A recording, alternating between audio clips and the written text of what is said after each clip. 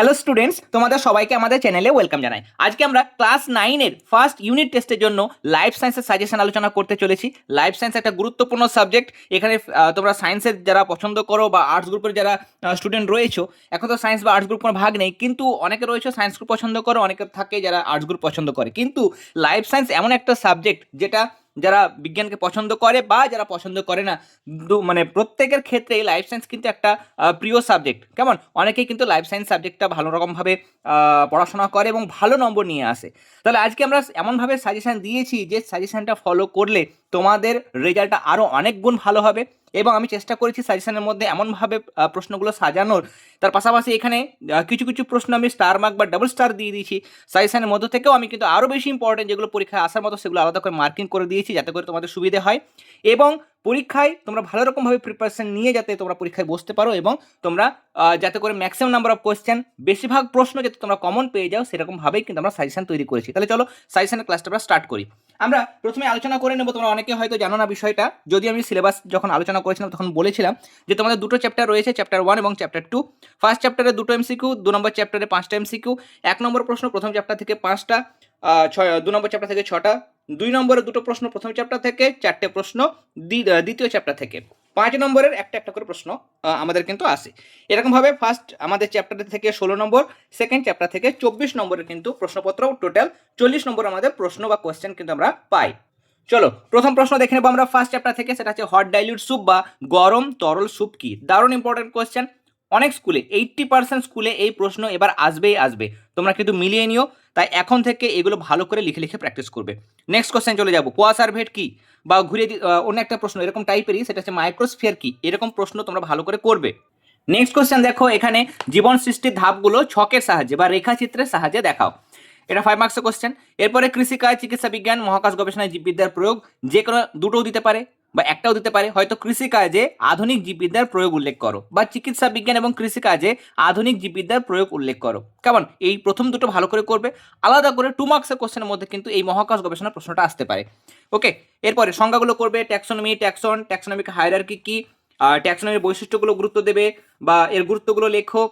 ট্যাক্সোনমিতে 7টা ধাপ রয়েছে, প্রজাতি থেকে শুরু করে একদম রাজ্য পর্যন্ত। কেমন, প্রজাতি, গণ, গোত্র, বর্গ, শ্রেণী, বিভাগ, রাজ্য, এই 7টা ধাপের নাম পরপর তোমরা কিন্তু মনে রাখবে। এরপরে দ্বিপদ নামকরণের নিয়মাবলী, আমাদের 5 মার্কসের কোশ্চেন 2+3 করে ভেঙে দেওয়া থাকে। হয়তো এই কোশ্চেনটাই তোমাদের দিয়েছে যে দ্বিপদ নামকরণ কাকে বলে, আর এর সঙ্গে দিয়েছে যে দ্বিপদ নামকরণের নিয়মাবলী লেখো, বা ট্যাক্সোনমি কাকে বলে তার সঙ্গে দিয়েছে দ্বিপদ নামকরণের নিয়মাবলী লেখো, নিয়ে 2+3। তাহলে এখানে 3 মার্কসের জন্য তোমাদের 3টে পয়েন্ট লিখতে হবে। ওকে, তাহলে 3টে পয়েন্টের জন্য তোমরা করে যাবে, কিন্তু পড়বে তোমরা এখন 5টা প্রশ্ন করবে, কারণ অনেক স্কুলে এই জিনিসগুলো ফলো করা হয় না। অনেক সময় এই প্রশ্নটা হয়তো 5 মার্কসের একটা গোটা প্রশ্ন দিয়ে দেয়। আমি দেখেছি অনেক স্কুলে কিন্তু এরকম ভেঙে দেওয়ার জায়গাটা বা কোন চ্যাপ্টার থেকে কতগুলো প্রশ্ন আসবে সেটা ঠিকমতো ফলো করা হয় না।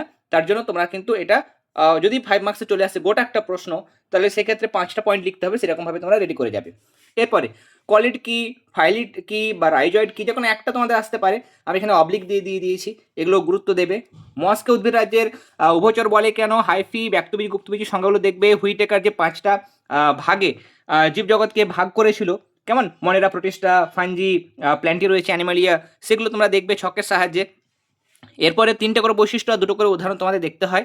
মনেরা, প্রোটিস্টা, ফাঞ্জি, ছত্রাক, শৈবাল, এগুলো দেখবে। পার্থক্যর মধ্যে দেখো এই পার্থক্যটা ভীষণ ইম্পর্টেন্ট।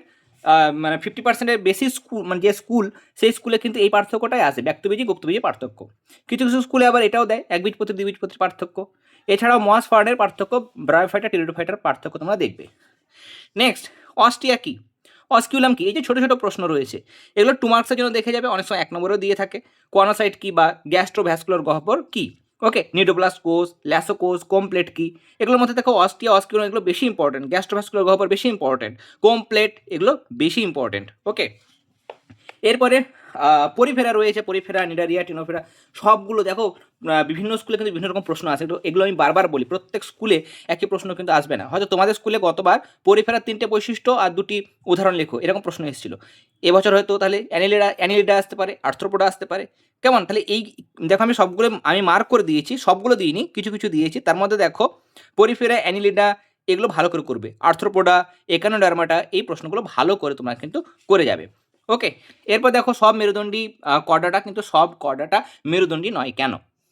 এরপর দেখো তারা মাছ, মানে তারা মাছ মাছ নয় কেন, বা চিংড়িকে মাছ বলা হয় না কেন। পার্থক্যের মধ্যে এই পার্থক্যটা ভীষণ ইম্পর্টেন্ট, এটাও কিন্তু মানে 100টার মধ্যে 60খানা বা 70খানা স্কুলে কিন্তু এই প্রশ্নটা আসবেই আসবে, তোমরা দেখে নিও। কন্ড্রিক থিস এবং অস্ট্রিক থিসের মধ্যে পার্থক্য দারুণ ইম্পর্টেন্ট, ভালো করে করে যাবে। তার পাশাপাশি এই পার্থক্যটা একটু অন্য ধরনের পার্থক্য, এটা তোমরা একটু দেখে নিও। নেক্সট চলে যাবো আমরা সেকেন্ড চ্যাপ্টার আমাদের, সেটা হচ্ছে জীবন সংগঠনের স্তর। এখানে গুরুত্ব করবে জীবদেহে প্রোটিনের 2টি বা 3টি গুরুত্ব, আলাদাভাবে করবে জীবদেহে লিপিডের 2টো বা 3টে গুরুত্ব দেখে যাবে। নিউক্লিওটাইড নিউক্লিওসাইড কি সংজ্ঞাগুলো দেখবে, ভিটামিনের কয়েকটা বৈশিষ্ট্য জাস্ট রিডিং করে নেবে, গোথ্রু করে নেবে। অপরিহার্য অ্যামাইনো অ্যাসিড দারুণ ইম্পর্টেন্ট, ডাবল স্টার দেওয়া হয়েছে। প্রো ভিটামিন রিডিং রিডিং পড়বে, ভিটামিন এ ডি কে রয়েছে, বি কমপ্লেক্স রয়েছে, সি রয়েছে, এগুলোর কাজগুলো একটা করে কাজ দেখে যাবে। খনিজ মৌল যেগুলো রয়েছে আমাদের 1 নম্বর বা 2 নম্বর থেকে বড় প্রশ্ন আসে না এই চ্যাপ্টারগুলো থেকে। এখানে ক্যালসিয়াম ম্যাগনেসিয়াম লোহা বা আয়রন আয়োডিন রয়েছে, সোডিয়াম রয়েছে, এগুলোর কাজ এবং অভাবজনিত লক্ষণ তোমরা দেখবে। এরপর দেখো অ্যাডিনোসিন ট্রাইফসফেট বা এটিপিকে এনার্জি কারেন্সি বলা হয় কেন, দারুণ ইম্পর্টেন্ট। ওকে, পার্থক্যের মধ্যে ডিএনএ এবং আরএনএর মধ্যে পার্থক্য। নেক্সট তরল মোজাইক গঠন, যেগুলো ভালো স্কুল রয়েছে, ভালো স্কুলের মধ্যে কিন্তু এই প্রশ্নটা আসে।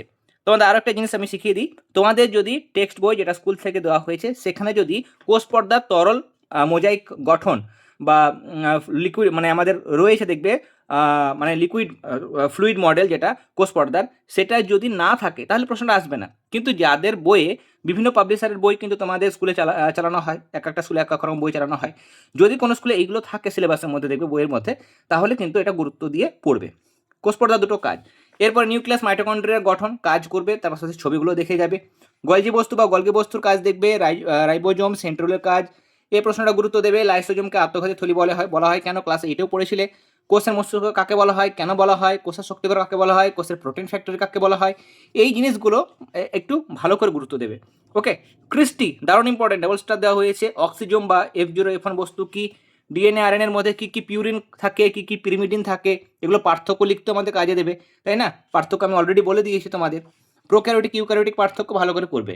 কিছু কিছু পার্থক্য ফার্স্ট ইউনিট টেস্টের জন্য, সেটা হচ্ছে prokaryotic eukaryotic, DNA RNA, chondrichthyes, osteichthyes, ব্যক্তবীজি, গুপ্তবীজি, একবীজপত্রী, দ্বিবীজপত্রী, যেগুলো বললাম এগুলোর মধ্যে একটা পার্থক্য দেখবে তোমাদের স্কুলের পরীক্ষায় আসবে। ওকে, নেক্সট ভাজক কলার শ্রেণীবিন্যাস বা শ্রেণীবিভাগ, ভাজক কলার কাজ বৈশিষ্ট্য দেখবে, প্যারেনকাইমা, কোলিনকাইমা, স্ক্লেরেনকাইমা, এগুলো 2টো বা 3টে, তার বেশি দরকার নেই, 2টো 3টে করে বৈশিষ্ট্য আর 1টা 2টো করে কাজ তোমরা দেখবে। আবরণী কলা, যোগ কলা, এগুলোও জাস্ট রিডিং পড়ার মতো করে দেখে যাবে। নেক্সট র্যানভিয়ারের পর্ব, রিডিং পড়বে কেমন, এগুলো ক্লাস 10-এ বিশেষ করে আমাদের আসে, যদি আমাদের ক্লাস 9-এ অল্প রয়েছে তার জন্য একটু তোমরা দেখে নিতে পারো। এরপর পেশি রয়েছে, এখানে স্নায়ু কলা হবে, এই জায়গাটা ঠিক করে নেবে কেমন, স্নায়ু কলার বৈশিষ্ট্য। ইডিওব্লাস্ট বাস্ট তন্তু দেখবে, জাস্ট রিডিং করবে। এরেনকাইমা কি বা এর কাজ কি, দেখো সাজেশনের মধ্যে যে প্রশ্নগুলো দেওয়া হয়েছে যে সবগুলো করতে পারো, দেখবে এখান থেকেই 90%-এর বেশি, অনেক স্কুলে 100% তোমরা কমন পাবে। ওকে, অনেক স্কুলে 90% কমন আসতে পারে, অনেক স্কুলে 100% কমন আসতে পারে। ওকে, তাহলে ভালো করে করবে যারা ভালো রেজাল্ট করতে চাইছো। ওকে, আর যারা সমস্ত প্রশ্ন করতে পারবে না তারা প্রথমত যেগুলো মার্ক করা আছে, স্টার মার্ক দেওয়া হয়েছে বা ডাবল স্টার দেওয়া হয়েছে বা যেগুলো আমি বললাম বেশি ইম্পর্টেন্ট, সেগুলো আগে করবে, তারপর সময় পেলে বাকি প্রশ্নগুলো করে যাবে।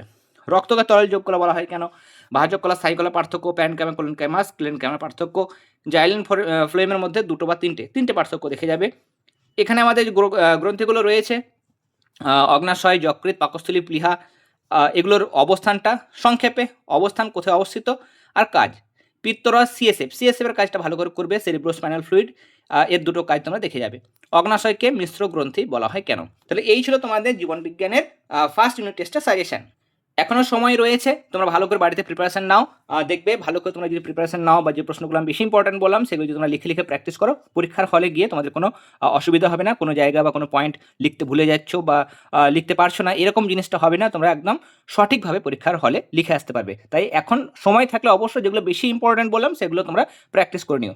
আর সবথেকে গুরুত্বপূর্ণ হচ্ছে আমাদের ফিজিক্যাল সায়েন্স বা ভৌত বিজ্ঞান, এখানে কিন্তু নম্বর পাওয়া অনেক কঠিন, তাই না? তোমরা জানো যে যারা ফিজিক্যাল সায়েন্স পছন্দ করে তাদের ক্ষেত্রে ঠিক রয়েছে, কিন্তু যাদের ক্ষেত্রে কঠিন মনে হয় তারা কিন্তু কোন প্রশ্নগুলো আসবে বা কোনগুলো পরীক্ষার জন্য বেশি ইম্পর্টেন্ট সেগুলো বুঝতে পারো না, তাদের জন্য আমি ফিজিক্যাল সায়েন্সের সাজেশন প্রোভাইড করেছি। অবশ্যই ফিজিক্যাল সায়েন্সের সাজেশন যারা এখনও পর্যন্ত দেখোনি অবশ্যই দেখে নিও। সেই সাজেশন যদি তোমরা ফলো করো সেখান থেকেই তোমরা অনেক প্রশ্ন কমন পাবে, 80%-এর বেশি কমন পাবে। ওকে, যারা দেখোনি ফিজিক্যাল সায়েন্সের সাজেশনের ক্লাস, এখনই কিন্তু তোমরা চ্যানেলে যাবে, চ্যানেলে গিয়ে দেখবে ভিডিওসের মধ্যে ফিজিক্যাল সায়েন্সের সাজেশন দেওয়া হয়েছে, অবশ্যই দেখে নিও। ক্লাসগুলো দেখবে, ক্লাসগুলো ভালো লাগলে অবশ্যই লাইক দেবে, বন্ধুদের সাথে শেয়ার করে নেবে, আর যারা প্রথমবার চ্যানেলে এসছো অবশ্যই কিন্তু চ্যানেলটি সাবস্ক্রাইব করে নিও। তাহলে তোমরা ভালো রকমভাবে প্রিপারেশন নাও। তোমাদের সবাইকে অল দ্য ভেরি বেস্ট।